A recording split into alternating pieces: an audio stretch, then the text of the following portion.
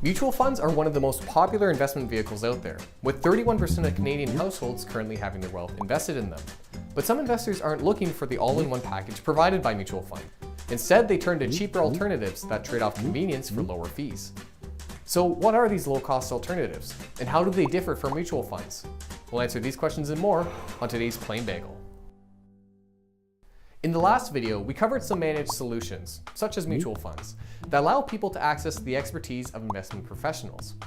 Professionals help everyday investors select suitable investments, manage their holdings, and provide counsel on various topics, such as home buying and tax management. These services, however, do come at a cost. After all, there are a number of expenses that need to be covered to run the fund. First, you've got to cover the salary of the portfolio manager, and there may be a team of investment analysts that help with the research, so we need to compensate them as well.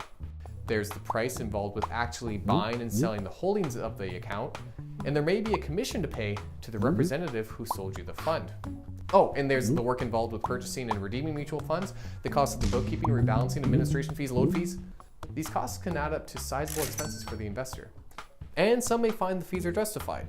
If you are provided a helpful advisor that provides you regular counsel, and you value the convenience of the solution, then there's no issue. However, some investors are not interested in the advice and simply want the investment product at the lowest possible cost. As such, a number of low-cost alternatives have entered the ring in the last few decades, of which you've probably heard the most about the exchange-traded fund. The ETF is similar to a mutual fund. Both involve pooling money from a number of investors and treating the money as one portfolio. But there are several key differences.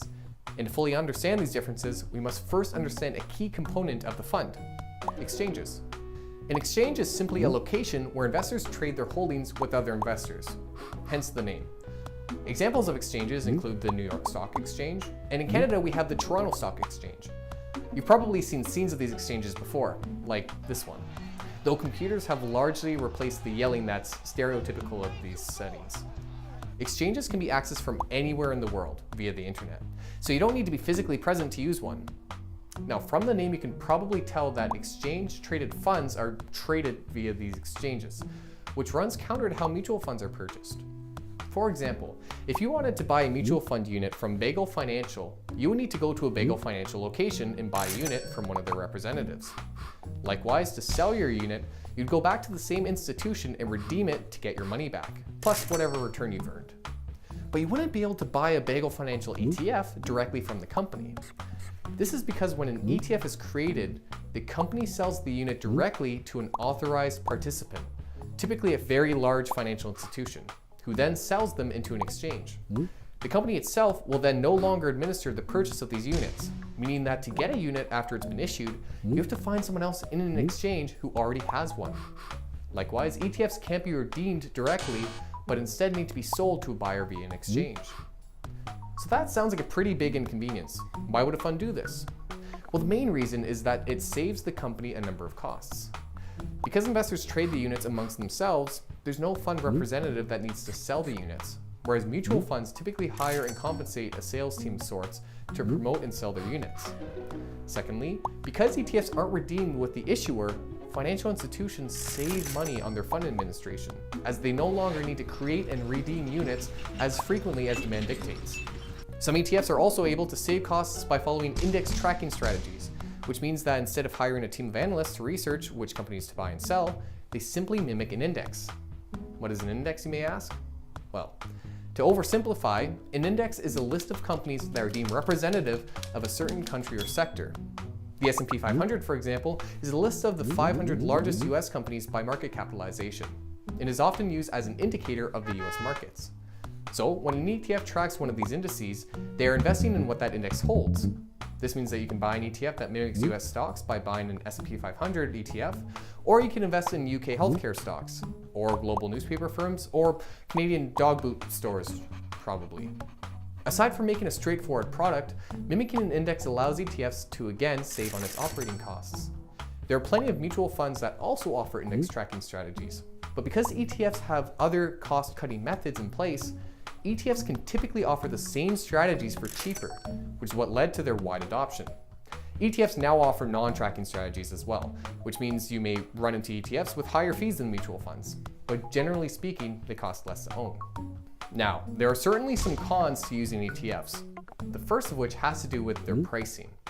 Because ETFs are traded on an exchange, their price is entirely determined by the individual prices set by investors buying and selling the units on the exchange. Mutual funds, on the other hand, have their price calculated using a simple sum of the parts approach. For example, if a fund holds 10 $100 shares and there are 50 fund units held by investors, then each unit would respectively have a net asset value of $20. Mutual fund companies will calculate this amount at the end of each trading day and sell their units at this price. ETFs, on the other hand, may not trade at this level, even if they have the exact same holdings and net asset value, since there's no central source setting the price. ETF prices usually follow very closely to their NAV, but it is worth noting this added price volatility. Additionally, unless you go through an independent advisor, buying an ETF will typically be a self-directed process. Whereas mutual fund representatives typically narrow down their list of offerings based on your risk tolerance, there's no point of contact for ETFs, which may leave you asking, should you buy multiple ETFs or just one? What about the healthcare ETF? Or should you get the dog food ETF? I don't know, probably. So there is a trade-off with ETFs in that you'll have to take on a bit of the work yourself when selecting which ones to use. Unless, of course, you use technology to save you the work. You see, the industry has created another low-cost tool to help investors that don't want to deal with people, but still want the advice, the Robo-Advisor. A Robo-Advisor, despite its name, is not really a robot or an advisor for that matter. As it currently stands, it is simply a software that asks investors certain questions and then uses algorithms to select investments for that person based on their responses.